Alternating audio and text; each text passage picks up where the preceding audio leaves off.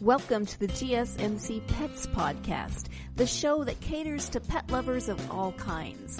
We'll talk about pets on social media, pets doing amazing things, and how to take care of the pets in your life. Whether your pet is a dog, a cat, a llama, hamster, reptile, or something more exotic, you'll find educational and entertaining information on the GSMC Pets Podcast.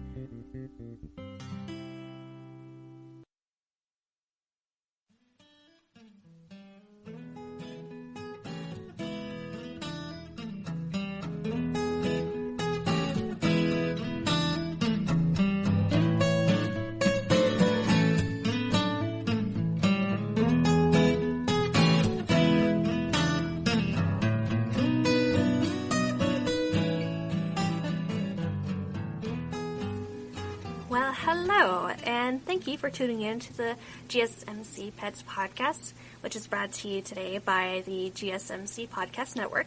And I am your host, Samantha Melvin, along with my good buddy, Eisen, who is cuddled up on his yellow blanket being the best co-host that he could ever be. So, I'm hoping that everyone is fine, but I'm pretty sure at this moment you are bored in the house and you're in the house bored. That's just kind of the reality of it. Though it does seem like there's hope for the end, though I really think we should stay inside a little bit longer, and continue to be bored in the house, and in the house bored. So, we are going to talk about some ways that we can actually become better pet parents for our little guys and girls. And, well, why do we need to gender pets anyway? But them. We'll say them. So, we're going to be talking about some pet hacks, some that I've actually done myself in the past, and also some that I found online, just maybe even a few days ago. Just, you're always learning. People are always coming up with these interesting ways to take care of their pets. So, we'll be talking about ways to, make claw trimming a little bit easier, because, come on, that's probably one of the most traumatizing things a person can do with their pets. Unless there's an extreme amount of comfort and experience in it, oh my gosh. But after that, we're going to talk about some other ways that you can make your pet's life a little bit easier. For instance, keeping the dog out of the poop box, out of the litter box, I'm sorry.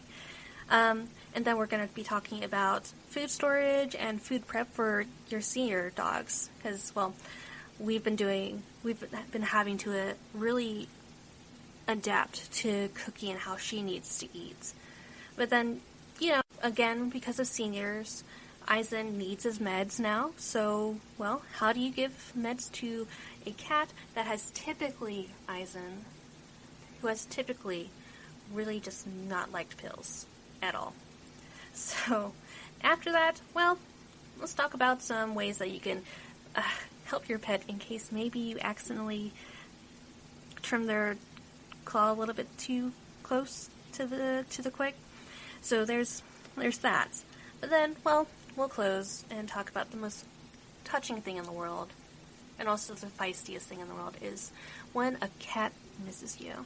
So, let's get started. Now, we all hate this, and it's trimming your pet's claws, basically. Giving them the little mani-pedi kind of deal. Well, mostly the mani. But essentially, you are just kind of struggling with the entire thing. Maybe your dog hates, like Cookie, just hates you taking their paw in your hand and then just trying to trim it a little bit. You can have some dogs that are very open to it, and then you can have some dogs that just scream the entire time you try to do it. And also, you can have cats that just hide.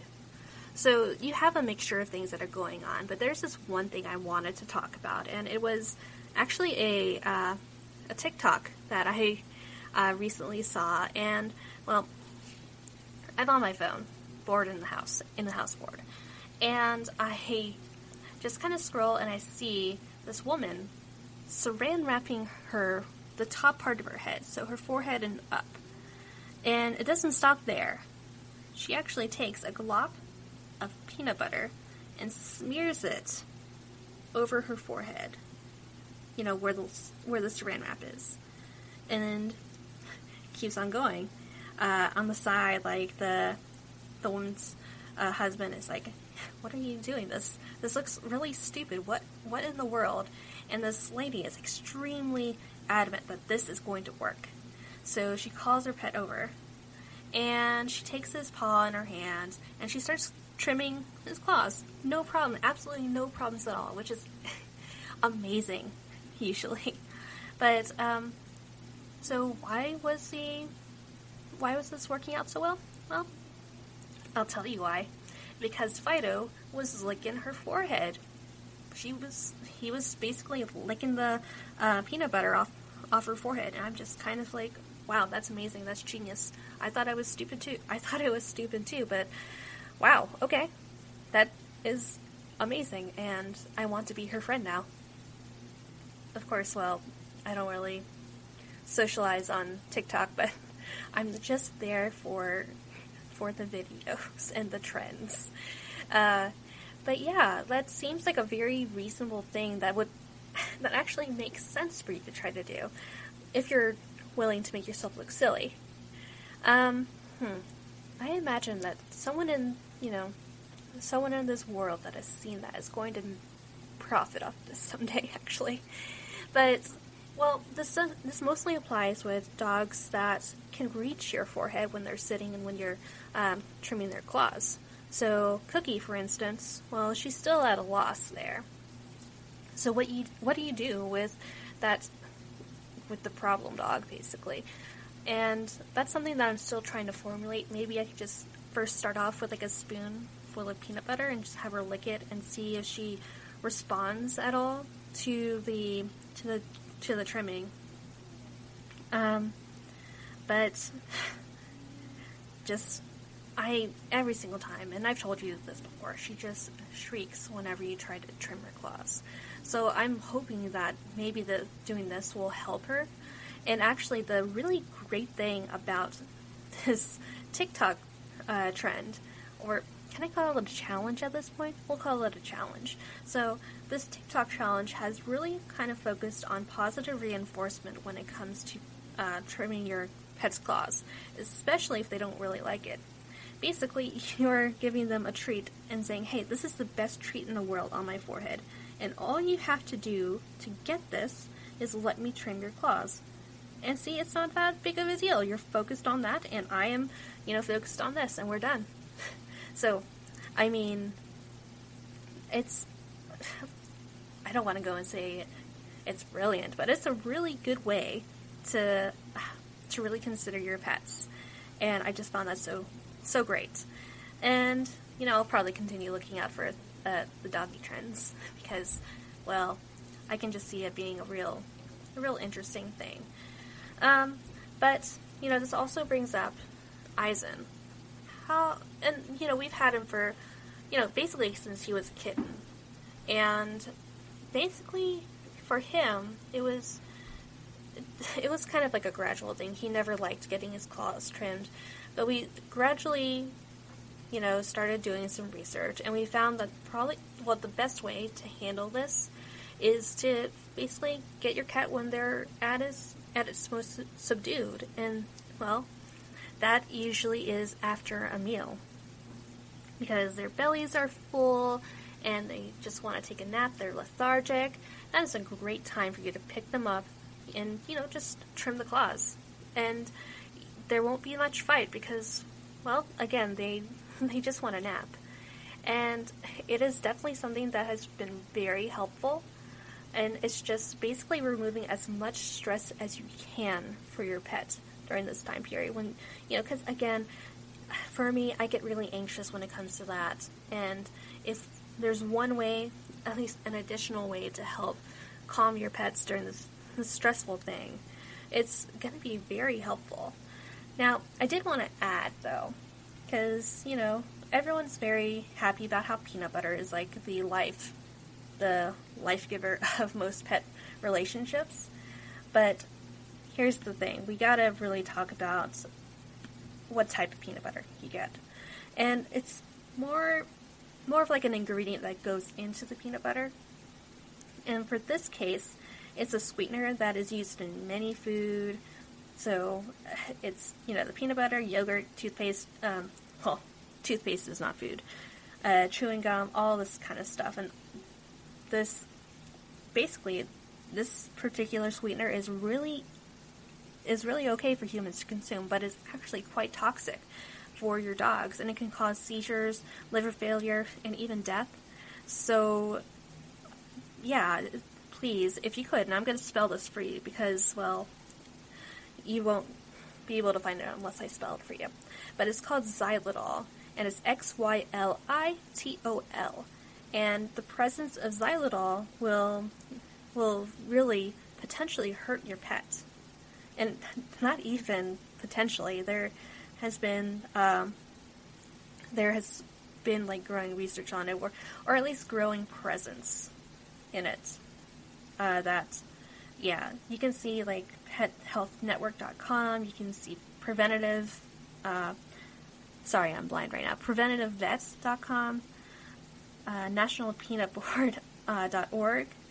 So, and like a pet insurance place too. So there's a lot of places that have done some research on this, and just take maybe 10 seconds, 5 seconds even, to scan the ingredients of the peanut butter that you're going to be getting for your pets, and just make sure that you don't have that ingredient that'll really cause a lot of harm to your pets. And I mean, peanut butter is kind of the amazing thing that really helps, get your pets to do what you want them to do. So like putting peanut butter in like a Kong or something. So it's a great distractor, but you have to make sure that it doesn't hurt your pets. Now, back to the lady with the Burger King crown of saran wrap and peanut butter. I would love to see other people do that, and maybe just take selfies with the pet, or somebody taking pictures of, you just attempting this. I would be very excited to see that. But again, I think that maybe,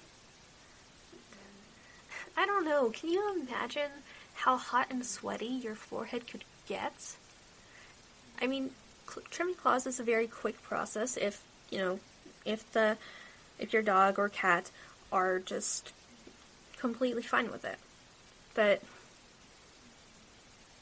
gee, I can imagine it lasting much longer if you have a pet like Cookie, and you're gonna start like having some sweats. It's gonna get irritated, and you're gonna have like a weird red mark around your forehead after you're done. You remove the crown. I'm gonna call it a crown from now on, by the way. But yeah, it's just a very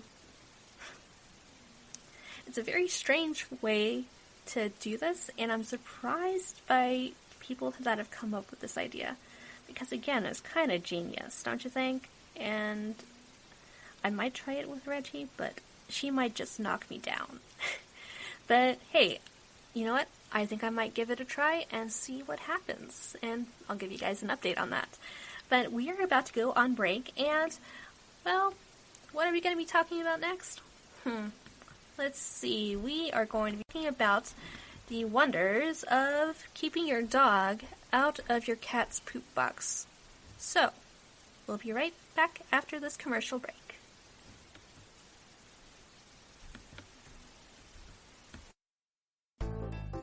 You really can't underestimate the importance of having the right creative work for your brand or your product. Whether it's a logo, a website, a book cover, or an ad campaign, you really need a quality design to make that big difference pop and deliver your overall engagement and success in a competitive market. That's where Design Crowd comes in. Design Crowd has over 750,000 designers from Sydney to San Francisco ready to help you with awesome creative ideas. They make crowdsourcing work for you. So if you need a logo or you're working on your creative branding, you can go to designcrowd.com and post a brief describing the design you need. And then within about 2 to 7 days, you'll receive up to over 100 different designs from designers around the world. Then you pick the best design and approve payment to the designer. So you're only paying for the design that you want. It takes a lot of the guesswork out of freelancing and out of crowdsourcing. And you don't have to be a huge company like Harvard Business School to use Design Crowd, although they have used it as well. You can start a project on Design Crowd for as little as $99. And if you go right now to designcrowd.com/health and wellness or enter the promo code health and wellness on their website, then our health and wellness listeners will receive up to $150 off of your design project. That's designcrowd.com/health and wellness or entering that promo code health and wellness. Are you tired of the same old news? Are you sick of the seemingly endless political spin and negativity? The GSMC America Still Beautiful podcast is a weekly news podcast covering all the top positive and uplifting news stories. We cover stories that will inspire, uplift, and remind you of the good in the world. Tune into the Golden State Media Concepts America Still Beautiful podcast to get all the great and positive news stories of today. Download the GSMC America Still Beautiful podcast on iTunes, Stitcher, SoundCloud, Google Play, or anywhere you find podcasts. Just type GSMC in the search bar. We just talked about this.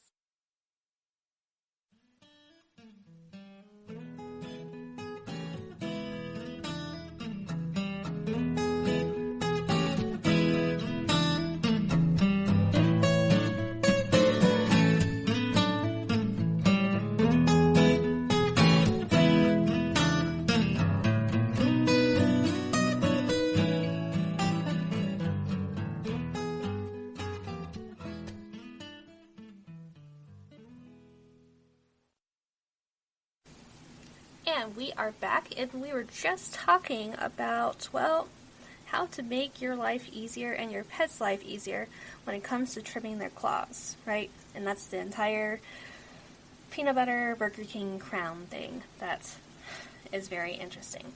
But if you want to look like that just for your pets, that's perfectly fine. But we are now moving on to something that also involves dogs, but in a more gross way.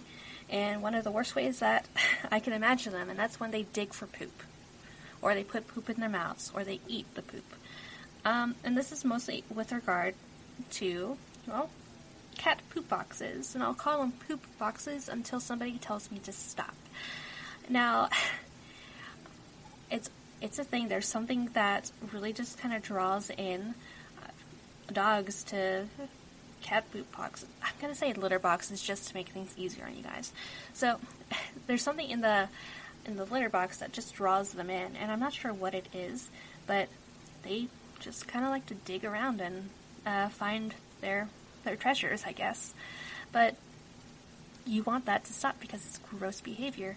You don't want your dog, you don't want to go home and wonder if your dog has eaten a piece of cat poop and is now wanting to lick your face. That's something that really kind of weighed my mind for a little bit. But one of the major things that we did, and this is something that you can definitely do, it's recommended, is finding a way to cover that litter box. Now for us, well, we are trying to, again, we were poor college students, or at least I was the poor college student, and I was trying to find ways to save on money. So I found 2 little end tables that I had gotten from Target originally. And, I just kind of put it on top of Eisen's litter box, which actually had enough space for him, but not enough space for Rhodey to get into.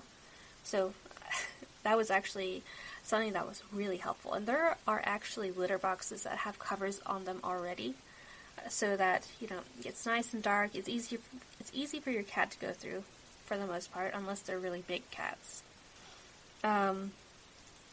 But, yeah, I think that the best way to kind of describe this approach for preventing litter box adventures, let's call it that, litter box adventures, probably the best way to really describe it is that you are making it the most difficult thing possible for your dog. And it's essentially saying, well, yeah, you could work hard to get this one thing that you kind of like, or I could go to Mom and she can give me, I don't know, an ice cube, and I'll be happy for like at least 30 minutes. Well, probably just 30 minutes. Ice cubes, they melt fast. Come on, Sam.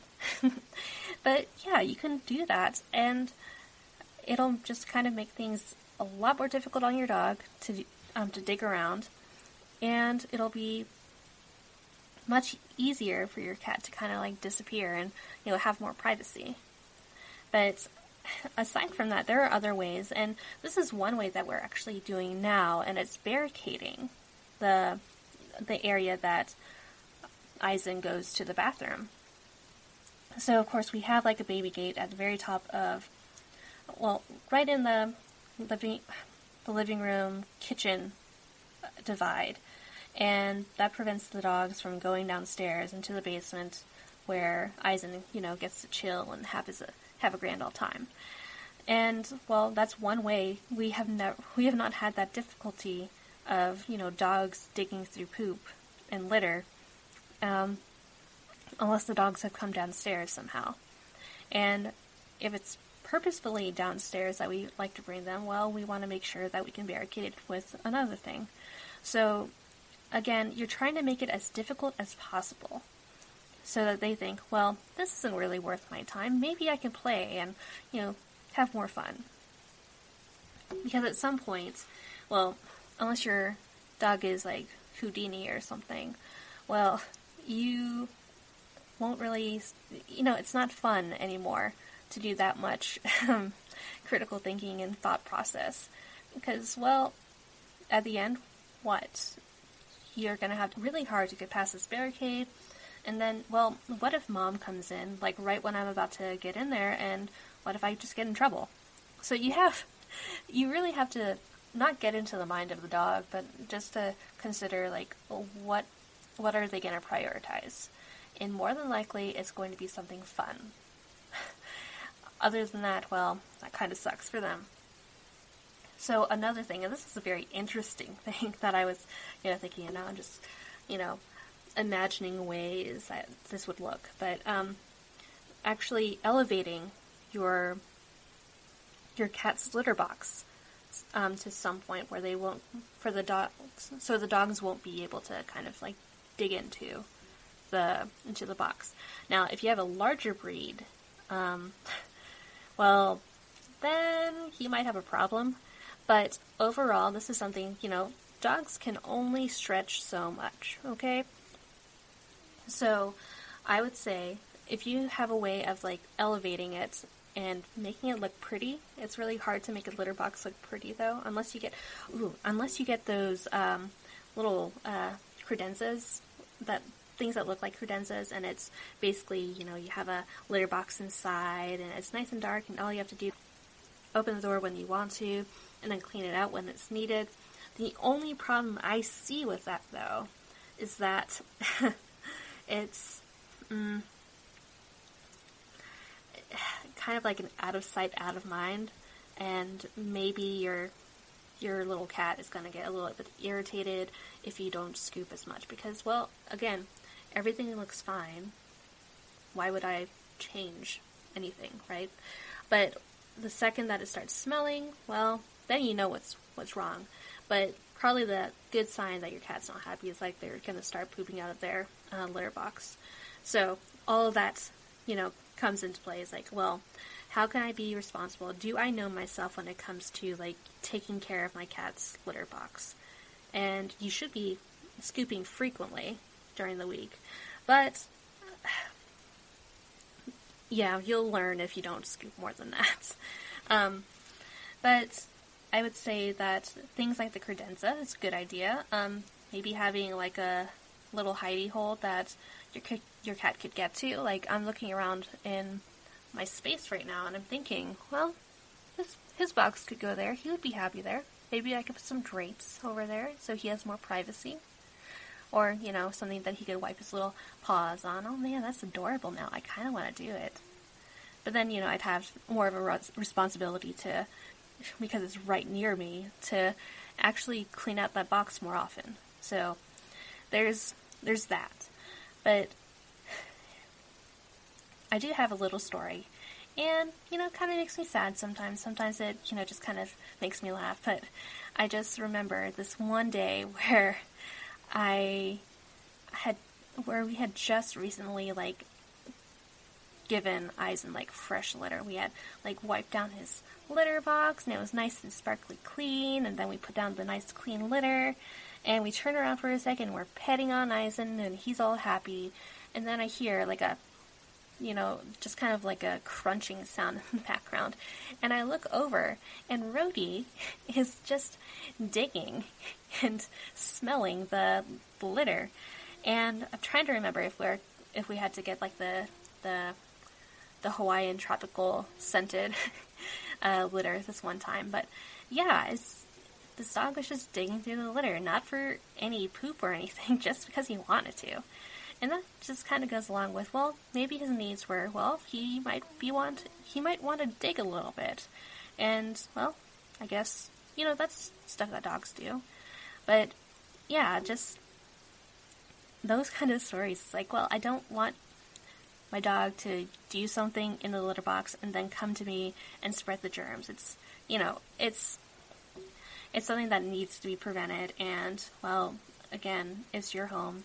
You don't want to have that kind of gross, the gross germs, and maybe the smells, all that kind of stuff. So, scoop frequently, and then also,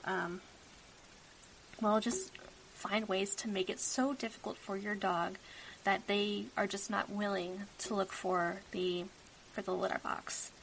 But we are going to be going on a break now, and the next thing that we are going to be talking about, kind of involves dietary stuff, but it's mostly about food storage and, just senior food prep, honestly, because I know that plenty of you guys have senior pets, and, as they've gotten older, they have gotten a little bit more finicky about what kind of stuff they get into their food bowls, right?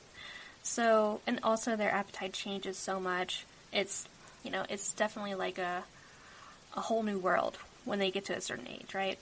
But we will go on a short break, and then we will talk about that. I want to talk to you guys about this amazing product I've been using lately called Hydrant. If you're like me and you want to kick the coffee habit, but you're worried about your energy levels depleting, to avoid the morning sluggishness and that midday slump, you need to make sure you're hydrated. It's super important. And that's where I've been using Hydrant. And for 25% off your first order, you can go to drinkhydrant.com and enter promo code GSMC at checkout. Hydrant is basically flavored electrolyte packets you mix directly into your water to make hydrating your body easy and delicious. And what I love about Hydrant, it's backed by research. The formula was developed by Oxford scientists to provide perfectly balanced, efficient hydration. Again, that's drinkhydrant.com and enter promo code GSMC for 25% off your first order. Another really cool thing about Hydrant, there's no synthetic colors or artificial sweeteners. The formula is vegan, and you can choose between 3 different flavors or a variety pack. So for all my vegan-friendly fellows out there, this one's for you. Again, this is drinkhydrant.com and enter promo code GSMC. Tired of searching the vast jungle of podcasts? Now listen close and hear this out. There's a podcast network that covers just about everything that you've been searching. Hey! The Golden State Media Concepts Podcast Network is here. Nothing less than a podcast bliss with endless hours of podcast coverage. From news, sports, music, fashion, cooking, entertainment, fantasy, football, and so much more. So stop lurking around and go straight out to the Golden State Media Concepts Podcast Network. Guaranteed to fill that podcast itch. Whatever it may be. Visit us at www.gsmcpodcast.com. Follow us on Facebook and Twitter, and download us on iTunes, SoundCloud, and Google Play.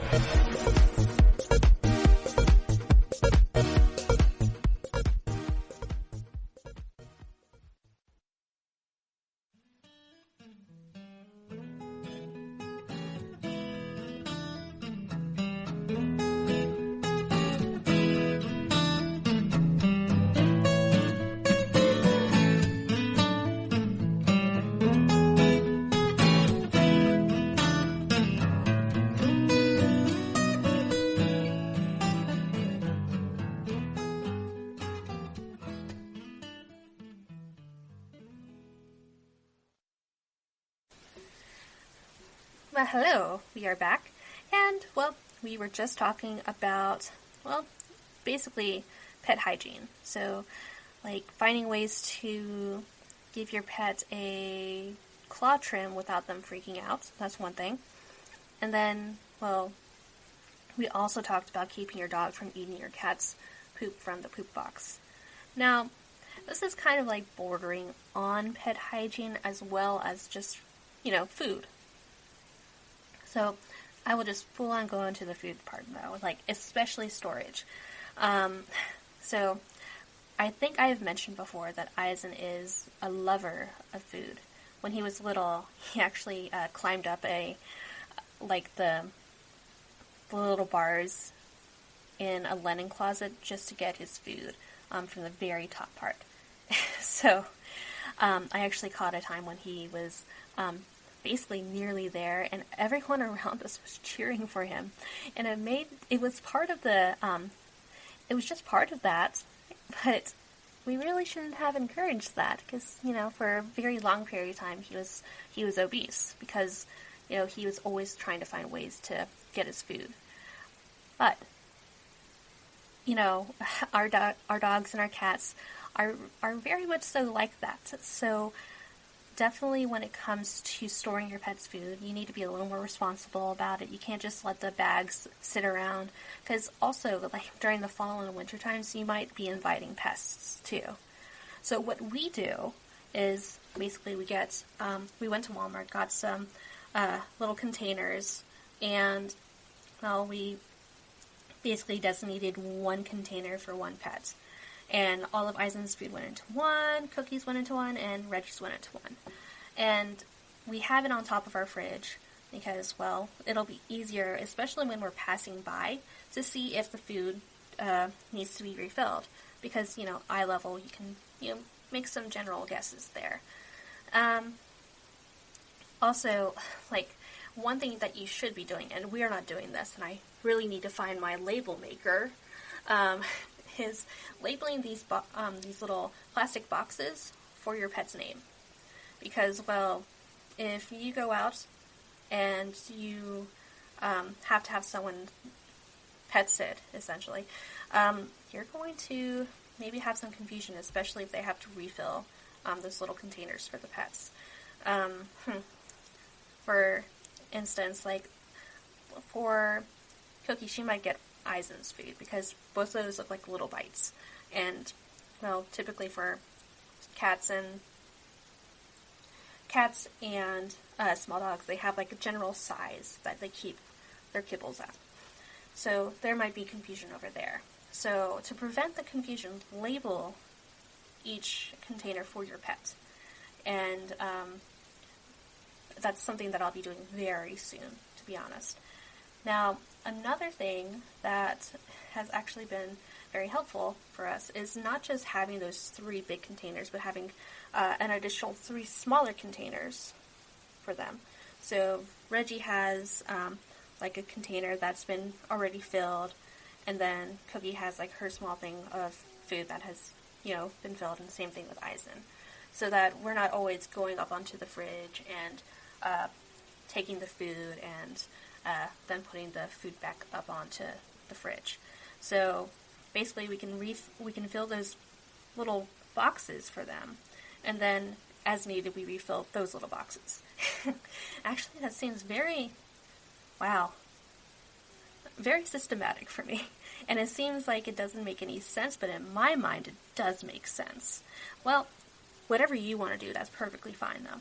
So I will say that aside from storing your food, you also need to be very conscientious about how your pets eat the food. And it's essentially, well, do we give Cookie all of her food just as is? Well, problem is she has bad teeth. And this is going to go into my little spiel about dental health very soon, but Cookie has bad teeth. She's missing teeth. And she has to really struggle with any hard kibble. So we have, instead of getting those expensive wet food for dogs, we decided to get, go the easy route and take some water and pour it into her food. And just kind of let it soak up. And she'll eventually eat that because, well, it's food and it's easier for her to eat. And, like, for a period of time when we weren't doing that, like, she was going days, without, like, a full meal, basically. And that was a very terrifying time for me. But, having to adjust based on what your pets need is very important. Like, for Eisen, for instance, he's no longer on Blue, but it's basically for his metabolic health. So, again, there's a lot of adjustment here, and just, it all goes back to, dental health, and how is your dog's teeth, basically. Now, we can start off with Regina.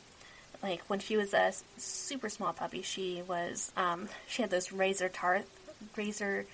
sharp teeth, which were horrible, and I'm glad those are gone.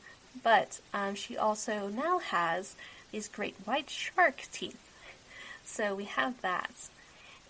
But it's nice, beautiful white, and it just sparkles. But yeah, she has healthy teeth, and after our experience of adopting Rhodey, who already had some bad dental hygiene, so that makes me want to make sure that I maintain that health for her. Eisen still has fantastic dental hygiene, and he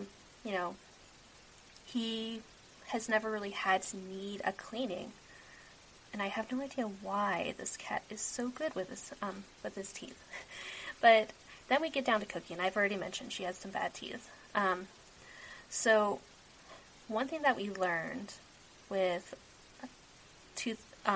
dental problems is that they could potentially lead to heart problems, especially if there's like an abscess that isn't treated.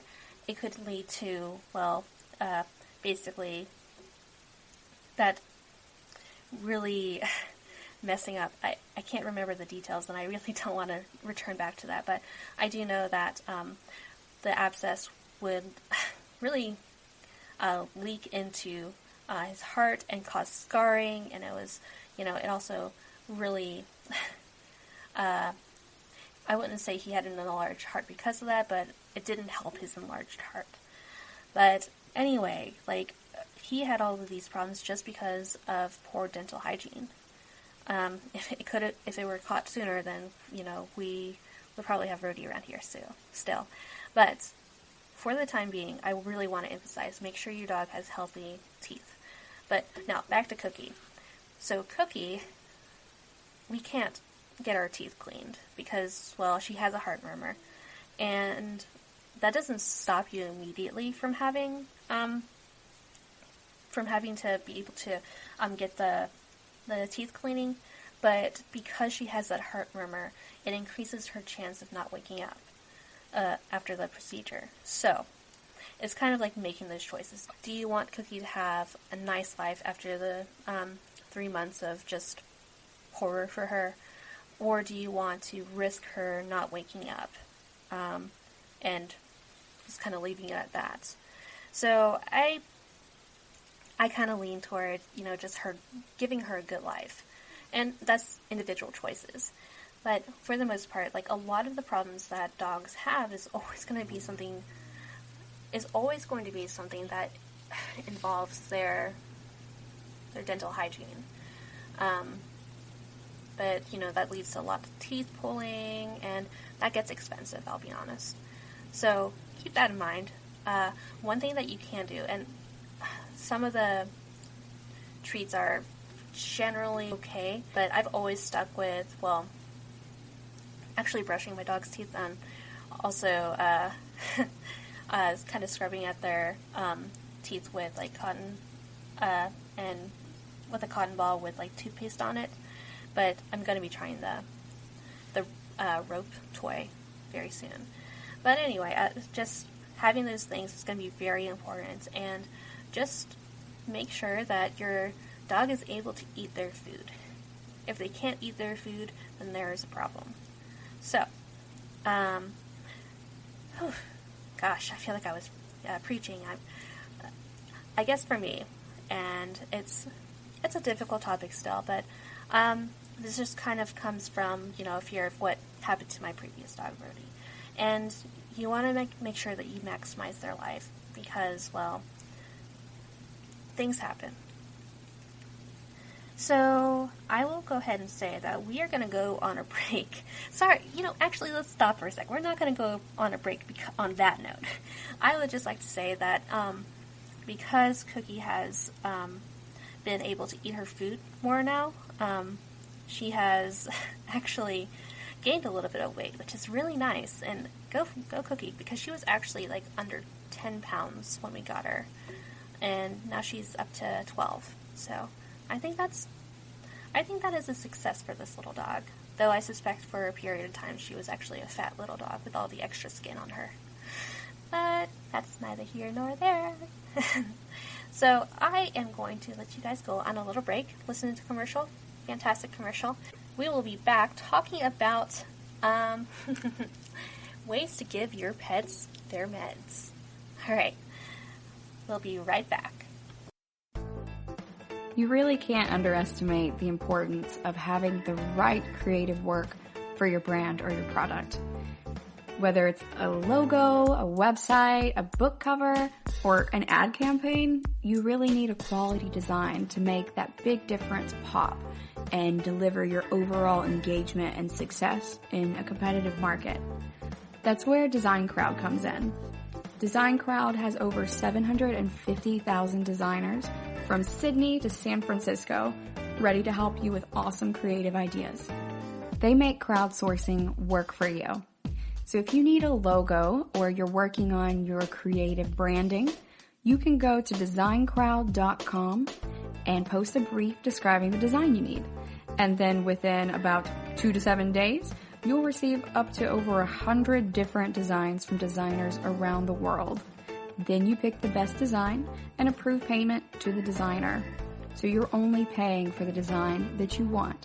It takes a lot of the guesswork out of freelancing and out of crowdsourcing. And you don't have to be a huge company like Harvard Business School to use Design Crowd, although they have used it as well. You can start a project on Design Crowd for as little as $99. And if you go right now to designcrowd.com/health and wellness or enter the promo code health and wellness on their website, then our health and wellness listeners will receive up to $150 off of your design project. That's designcrowd.com/health and wellness or entering that promo code health and wellness.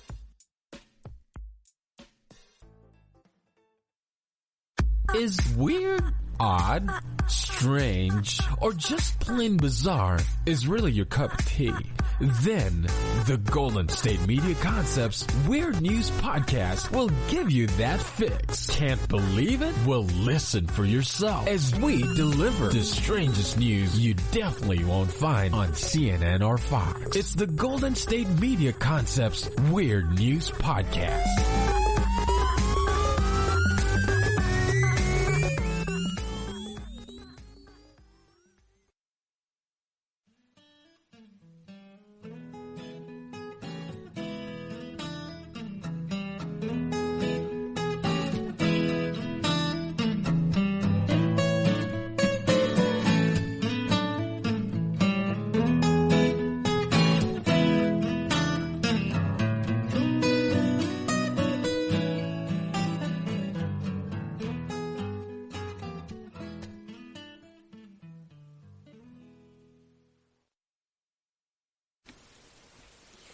We are back, and just kind of for a recap, I guess, we were talking about basically pet hygiene and how important it is and ways that you can make it easier on yourself, basically. But now I wanted to, have this segment mostly be like a little story about Eisen. And, well, I'll also talk a little bit about Rhodey, too. But basically, what we are looking at, this little man is already kind of sneaking around, sniffing at stuff. But basically, a long, long time ago, we got Eisen, and we realized that he actually had a lot of wheezing going on. And this was as he was getting older, and we were down in Orlando for college. And, well, he wheezed so much, and we were getting worried about him because, well, we're young and naive, and we don't understand that sometimes there are just small things that make your pet kind of unique. And, well, Eisen is always going to be wheezing because, well, he has asthma, I guess. Well, it wasn't asthma. It was just, I guess it could be his asthma. We didn't really completely find a reason for it, but ever since he lost a lot of weight, he has not really wheezed as much, but he still breathes heavy sometimes. But anyway, when we first actually reached out to go to a vet,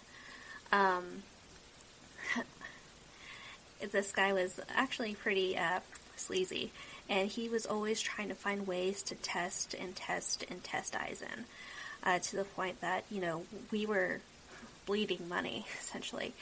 And a lot of it was, it seems like he has, like, some sort of weird mass in his lungs, so we gotta take care of that. And in reality, oh no, there wasn't a mass in his lung either, so what's going on? There's liquid in his lungs. So we were given a lot of ways to give him medicine for something we didn't even really know. So, thing is, like, this portion is basically about how to give your pets their meds, especially when they're like this little guy who is very, very difficult. So, the first time that we tried to do this, he got back from the vet and we had his meds, and, well, Eisen was a very feisty boy back then. He was, about 5 years old, but, he was very, very feisty, and, one of us had to hold him and keep him from running away. And, my husband, boyfriend at the time, would try to give him those meds and do the little throat stroke thing where you kind of try to get him to actually swallow. Eisen was clever, and basically whenever we would do that, he would, kind of wedge the pill, like, somewhere in his mouth, like, pocket it somewhere, and he wouldn't take, pill pockets either, actually, now that I think about it. He did not like it with any kind of, wet food on it. He would basically lick around the pill to get to what he wanted, which was the food. But the pill was always very, frustrating, because when we did just kind of take him and try to put the pill into his mouth and get him to swallow, like, he would pretend to swallow, and we would be naive enough to believe that, and then he would actually run around and he'd start foaming at the mouth, like, just kind of trying to get that chalkiness out of his mouth. And at first I was really scared, because, like, what's wrong with my cat? But no, he was just trying to get rid of that pill. He hated the taste, and he just refused to, like, engage with it in any other way. So, Eisen was very difficult, and we had no idea how to really make it work. So we talked to the vet about it, and he said, oh, if that's not working, then maybe you could do this liquid medicine and take a syringe and put it in his mouth. Well, we finally did that, and Eisen hated it, and he thrashed about and did not want anything to do with it. And, I tried to think about why he was like that, and this kind of goes back to the claw trimming and just having a less stressful environment, because, well, we didn't like giving Eisen those meds. We didn't know what they were really for. It was just, I'm sorry, it was a vet taking advantage of kids, basically, who would basically overprice his stuff. But we didn't know what these meds were for. We knew that it was supposed to help with his wheezing. But overall, it's like, well, we were stressed. He was stressed. There was no way that anything positive would come from that. So looking back now, I feel like we should have been, probably waiting for him when he was eating, like we do with the claw trimming. That probably would have made things a lot easier on him. But now, Eisen is on some new med for his thyroid, because he has hypothyroidism now, which caused a lot of weight loss for him, and now he looks, well, I hate how he lost the weight, but he does look fabulous now. But he is actually handling it a lot better. We've created some routine for him, and I think that was huge for him. So every morning he has to take one, every night he has to take one. And, well, usually if he catches on really fast, which he usually does, he tries to, go into his little hidey place. But he's not, flailing and being, being upset. Like, when we do get him, and we bring him upstairs, and I give him his meds, he is a little resistant. He doesn't want it in his mouth. But one thing that our current vet, who we absolutely love, one of the vet techs suggested that we take a little syringe and, put the pill in his mouth and try to keep it in his mouth, and then, just chase the pill with water. Fill the syringe with water, and then just it's like a chaser, basically. And it works so well. I can't believe how much it works. The only times that I've not been able to do it is if I don't have my husband with me, because someone has to hold him and keep him calm, and then someone has to administer the meds. So there's that. We need to work together on that. Unless, well, I have him in a little baby carriage on my chest, which is always adorable. But yeah, it's a very different kind of scenario where, you expect your pet to be like, oh, yay, you're wrapping it up in peanut butter. Oh, you're giving me little pill pockets that I really like. So some pets react to that very well. Eisen does not. So I think it's always important, especially when your pet needs to take these meds, is to definitely have an honest conversation with your vet. And, well, if your vet's not available, maybe your vet techs that also, have a lot of experience and have seen a lot of ways that helps your pets. And being totally honest, well, they could have just easily said, oh, you could just put it in his mouth and rub his throat. I was very clear in saying, we've tried this before, we need more help. Because it was either this pill or this more expensive, ear rub that would help him. So, I don't know, it's, you could do that. You can also, there are, ways that you can even, bake your own pill pockets for your pets that need to take pills. But for Eisen, he trusts us, and, well, he's also probably, mellowed with old age, honestly. But yeah, the syringe chaser thing is a really cool thing that we didn't know we could do, or didn't really think of doing, because, well, we don't think like that, honestly. And I always, again, I'm going to go back to the vet techs and your vet, because they have probably faced a lot of the stuff that we're all kind of, struggling through with our pets, and they probably have found, different options for success in, treating your pets. So never be afraid to go to your vet and ask questions. Especially when it comes to, oh, my cat needs to have his med, and he doesn't want to take it. It's the same thing with how Rhodey was when we were giving him his heart medicine. For a period of time, he did not like it, and we started giving him that the peanut butter, like just lots of peanut butter, and he'd, take the peanut butter and stuff. When he got, when his heart condition got a little worse, we needed to find ways to lower his sodium intake. And we talked to the vet, and again, it's like it's to have this very honest conversation with your vet. And like one thing that the vet suggested, instead of using peanut butter, which is high in sodium and not good for him, well, he could actually have marshmallows and like just stick the pill inside the marshmallow, and it'll be just stick the pill into the marshmallow and just, easy pill pocket, nice and sweet for him, and he enjoys it. It's a good treat for him. It didn't start working, with his other med that was like a big chewable thing. He didn't like that at all. So that would have been an interesting conversation with the vets if we had been able to have that conversation. But yeah, our pets are very different, and they respond to different treatments in the strangest ways sometimes. And I expect that for Eisen, he'll continue to be pretty open to us giving him his med and just treating him as normal. And I think that's the thing. When giving your pets their meds, you really need to make sure that everything is normal, everything is calm, everything's going to be all right.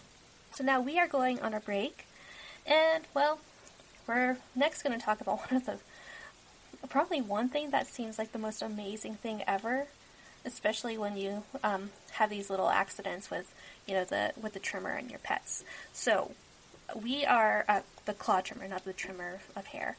So we are going to go on a break, and we are going to talk about that because, oh my gosh, this is a lifesaver. Well, not a literal lifesaver, but a lifesaver. All right, here is the commercial.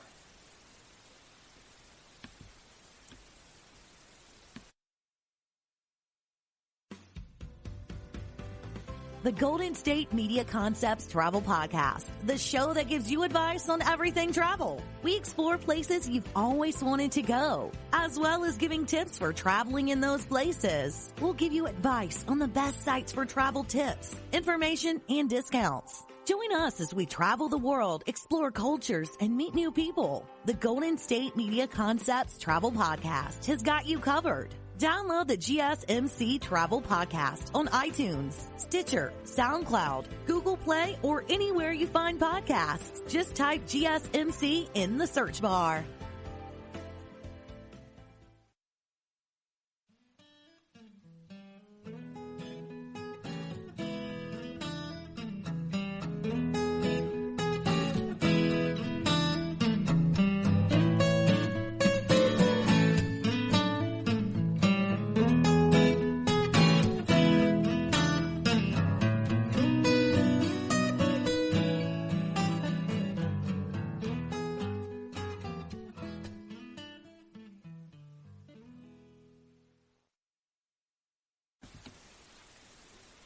Welcome back. And we were just talking about essentially pet hygiene, like dental hygiene, and just kind of life hacks to really make yourself into a better pet parent for your pets. And I figured that we could talk more about this, especially when it comes to, trimming claws and also outdoor safety for your pets too.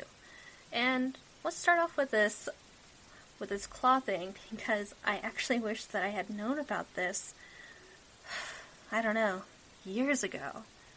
If only they had something to, remove guilt and stuff. But apparently what you can do in case you actually trimmed your pet's claw a bit too short and it starts bleeding, that awful experience where your dog or cat have this distress sound, and they try to get away from you, and everything is just so miserable. Well, imagine that happening, and then, what do you do next? Usually you just apply pressure with a little tissue paper, right? Well, there's another way that you could do this. Now, first I'm going to tell a story about Regina, though. So, Regina this was the second time Regina had had her bath. And, well,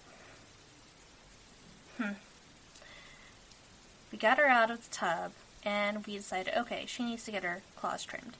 So we take out the clipper, and, well, Regina's very antsy and excited. She just got out of water, and she loves water so much. It is ridiculous how much she loves water. But, so, she's being very difficult, and bad move on our part, but we got frustrated and just went ahead and trimmed her claw.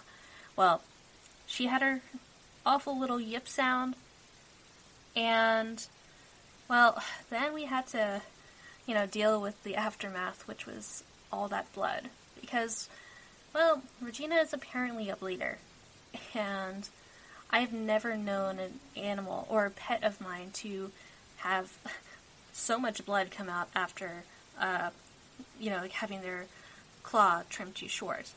But, that's definitely experiences there. So, we apply the pressure of tissue onto her claw, and then we, decide, okay, let's go. Regina, you can go out and, enjoy the freedom in the living room. Well, she starts bleeding again, all over my rug. By the way, dab, and make sure you're not scrubbing any blood stains. Dab it.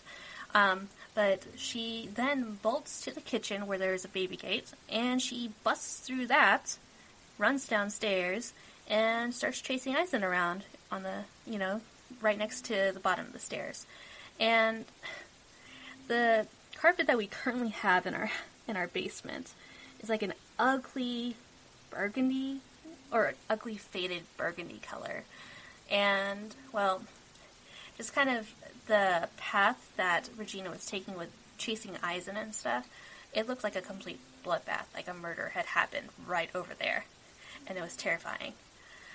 So, how can we make the bleeding stop sooner? Well, there is this life hack that I hope I will never have to use, but at least I have it. It's basically a little mixture of like baking soda or flour or cornstarch, and you mix one of those things into water, and you mix it until it's a thick paste. So then you take some of that paste and you press it onto your pup's little claw with, moderate pressure, and you hold it there for a few minutes. And that should stop the bleeding. So, I don't want to test it, but that it is an option for you guys, and I'd love to know if you have any experiences like that where it actually does work, or maybe it doesn't work. I'd love to hear some feedback on that. But let's move on to something a little bit more important, especially since it's quickly approaching the summertime, and that means very warm weather, very warm grounds, pavement is scorching, all that kind of stuff. Well, people like to take their dogs out during the really nice weather. Come on, it would not be fair. So, you take your dog out, and sometimes your dog kind of like trips up a little bit, and you think, oh, it can't be that bad. What's going on with him? He's acting funny. Well, here's the thing.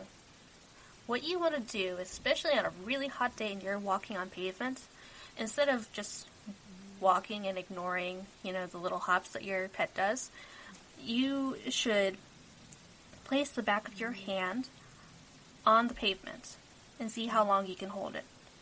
If it's too hot for the back of your hand, it is too hot for your pup. So well, I'm not saying you, but it's basically burning the bottom of your pup's pads. So you want to make sure that you don't do that. So maybe that means walking on dirt, walking on grass, and just kind of, I don't know, just maybe going off into like a little hiking trail or something. That would be a really good adventurous thing for your pups. But yeah, just try to avoid walking on pavement that is way too hot for your animal.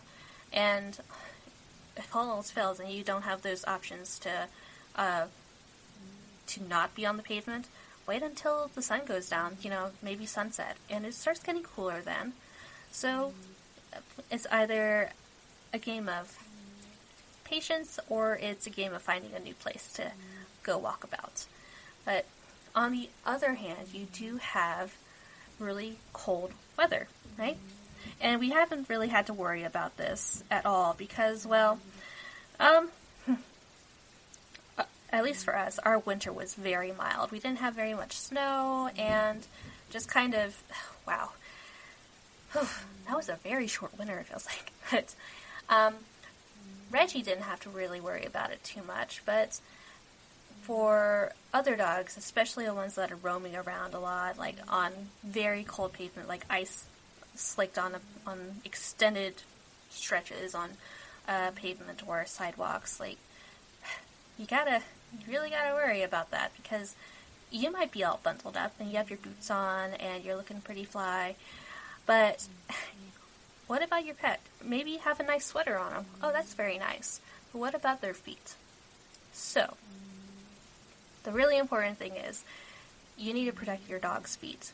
Now, let's put Cookie in this instance. She's a toy poodle. She doesn't have an undercoat, so that means that she can't really conserve heat very well. So having a sweater is great. But she also, on her little pads, she has like little hair, her fur is down there too. But if she gets that fur on her feet wet in the cold weather, she's going to start to really feel very cold, and she'll start shivering like crazy. And that's happened before with us. So I don't like that, which means we stay consistent with trimming her with her paws. So if for some reason you don't have a Cookie that's just like, let me in and let me out, maybe you have a dog that really likes to go out on walks and you're very open to that. Well, you have to consider, does your dog like to wear boots? Does your dog like to just run in and out? Well, if neither of those, well, it kind of sucks, but there are ways that you can protect your pup's paws from getting too cold and freezing, and that would be putting Vaseline on the bottoms of their pads. And that's also something that should protect your pet's paws from getting any kind of burns from just how cold it is outside. But all of these things are pretty accessible to you, just kind of looking at what kinds of stuff you can do for your pets. But I feel like the major thing is like considering weather as a really big consideration, especially nowadays. Like, we're any chance that we get to go outside right now, we are going outside.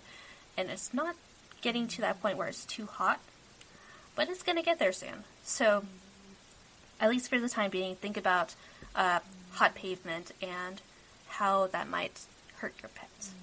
So, we are going to go on another commercial break, the last commercial break, and we will be talking about cats and how they get so frisky when they're left alone for an extended period of time, or in other words, when they miss you. So we'll be right back after this commercial break. Want to find out what movies to go see? Then check out the GSMC Movie Podcast. It's your ticket to the latest movies, whether it's a new blockbuster event, romantic, comedy, or action flick. This show has got it all covered. They talk some what to go see now. Don't bother. What's hot on Netflix and everything in between. That's GSMCpodcast.com/movie-podcast. When it's all about the movies, it has to be this new show. Don't forget to like them on Facebook and follow them on Twitter. Visit GSMCpodcast.com for more info.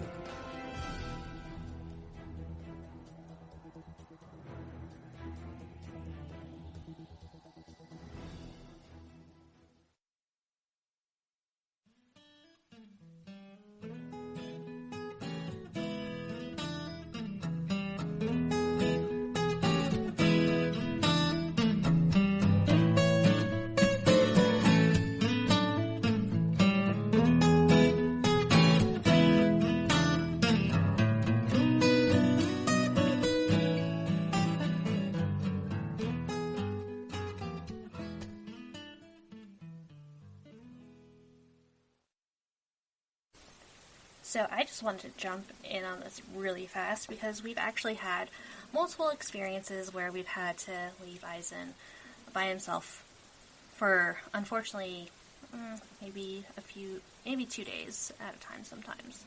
So he'd be alone 2 days, and I feel awful about that. But again, this is when we were poor college students and didn't know any better, and now we have like a great amount of of guilt over this.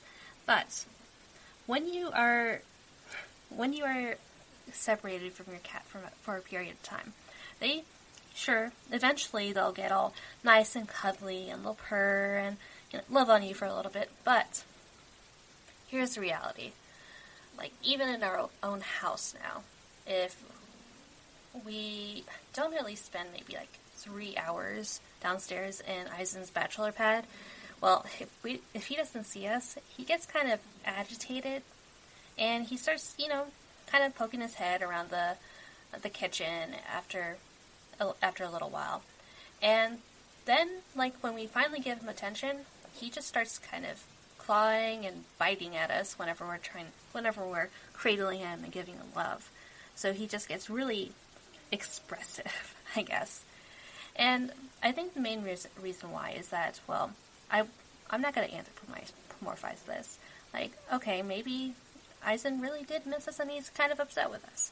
Or it could be the major thing of, wow, I have so much pent-up energy. Now that you're here, let's go ahead and start playing. Maybe I can burn off all this energy.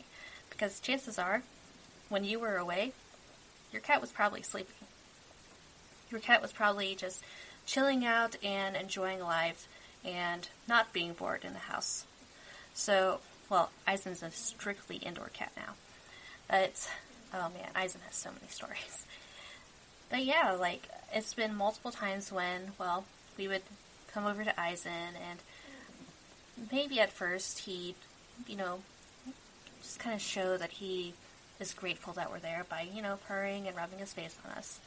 But then, like, the second I start petting on him, he starts kind of, like, being a jerk. And again, there are reasons for that, and I think for every cat, they have such different personalities, and for Eisen, as he's gotten older, he probably has just kind of realized how much he likes to be near people. And, sorry, I think he was having a nightmare during his nap. But, yeah, just as he's gotten older, I think he's realized how much he really likes being around us. And I think that he's a little resentful that we have 2 dogs now. And he is kind of stuck down in the basement sometimes. And, that's usually when I strap him into the little baby carrier and kind of walk around with him. I need to get an actual one that belongs to me. My friend let me borrow it, actually. So I have to give that back to her because those things are really expensive. But I would like to get one or something like that with Eisen. And sometimes I do that with Cookie with the bags and stuff, but Eisen does not have patience. He does not have patience for bags in general. So it's kind of like a push and pull game again. Like, should I force Eisen to come upstairs with me and then him get traumatized? Well, not traumatized, but agitated by all the noise and craziness. And then there's, well, should I let Eisen stay downstairs and be alone? So a huge part of our changes in our household over this entire lockdown is, well, let's spend more time with our pets. Let's divide up our time with our pets a little bit more so that, well, they feel like they have enough attention from us. And just because Eisen is down in a basement, that makes it a little bit more difficult. And, this is a nice finished basement, but it's, it doesn't have much furniture right now because, well, we're still furnishing our house, okay? It's brand new, and it was a lot of money, okay? But, yeah, it's just making sure, especially when you have, like, different personalities in the house. Like, maybe for some cats, they'd be totally fine just hiding out. But it's like Eisen, you can tell he gets lonely. He pops up, he bats around, and then, unfortunately he runs away whenever Regina's like, oh my gosh, let's play. Which makes me really want to get back to trying to train Regina to calm down when she sees Eisen. And sometimes, she kind of gets it, sometimes she doesn't. I just kind of wish that, there was more balance in the household right now. And, right now, I think that Eisen is really happy. He would not have the joy of just kind of hanging out while I'm working and having no dogs just hanging around. So, there's that. But, I don't know, I need to give this buddy a little more credit, a little more attention. Maybe more playtime. And, all of these things, I imagine Jackson Galaxy would probably agree to this. It's like, okay, we need to have more playtime with him. We need to make sure that we have at least 10 minutes of solid play. And, with Eisen, with him getting older, he, is more lazy when he plays anyway. And just having, maybe having a time where it's just you and the cat, and you just slow blink at each other. But of course, making sure the litter box is cleaned and, to his standards, all that kind of stuff. But, it's been let's see, we bought this house in July, and it's now, oh my gosh, it's April, right? Yeah, it's April. So, man, the year is quickly approaching for a year. And it's still really hard to get Eisen to really open up. And, actually, if anyone has any advice on that, I would love to hear it. I'll probably continue my research online to find ways to make it easier between the dogs and Eisen. But, gosh, yeah, I think you can understand, why this cat, who's getting older in his age, why he wants to hang out with us more. And we used to try to have him sleep in the bedroom with us, but he's needed outside, basically. He needs to man his area, essentially. So I can forgive that. But as I said in previous episodes, I've been trying to find ways to get Eisen upstairs and enjoying the light of day, so that he doesn't have to spend all of his time in a dungeon. But I do wish that I could do more for Eisen in that sense. But I think that a really good direction that we've gone is coming downstairs for me to do my recordings, and then also exercising downstairs, because, he just likes to sit and watch us exercise.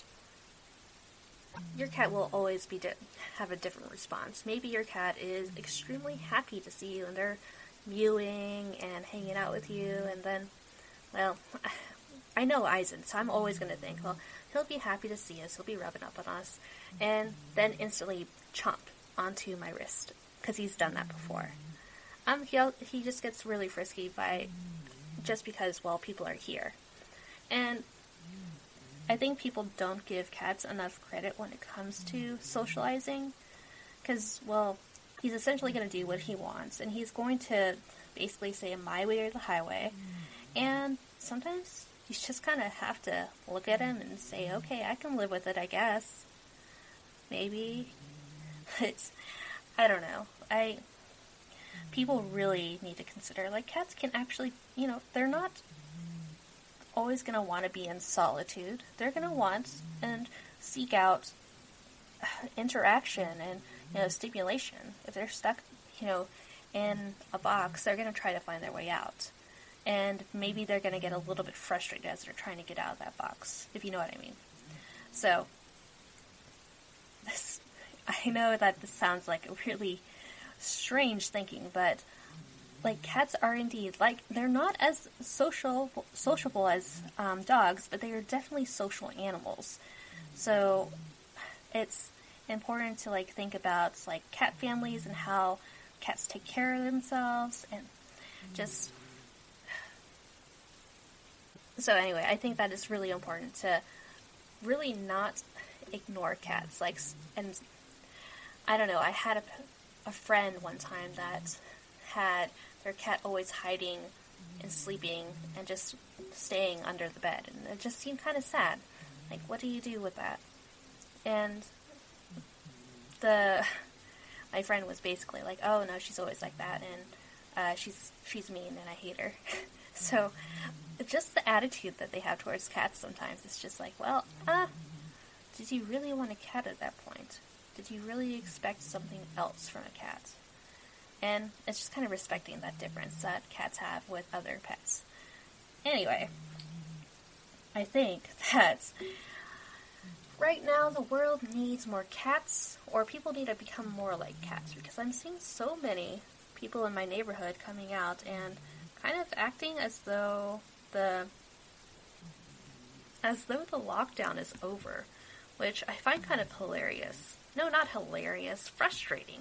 Yeah, my initial response to everything is, oh, that's kind of hilarious, but the reality is that this entire thing is ridiculous, and, well, I can only think like one of the best things that's come out of this for a lot of people, mostly just pets in humane societies and shelters. Like, there are a lot of people right now basically fostering animals that normally would not have been fostered at any other point in their in this lifetime. Or that's being a dramatic, but like for our lives right now, like, adoption has really been up, or fostering and possibly adoption has definitely come up. And who knows, maybe these fosters are going to eventually become foster fails, and they'll be adopted and have a nice little family. But I do want to thank you guys for listening to the GSMC Pets podcast. And again, that was brought to you by the GSMC Podcast Network. Please, I would like it if you guys would remember to subscribe to the show and also write a nice little review. We love reviews, and it always helps us get better. And, well, also, if you can please follow us on Facebook, Twitter, and Instagram, that would be awesome, because I love to share pictures of pets, and I would hope that you guys would be able to follow us and share pictures of your pets, too. So, anyway, thank you, and have a good night.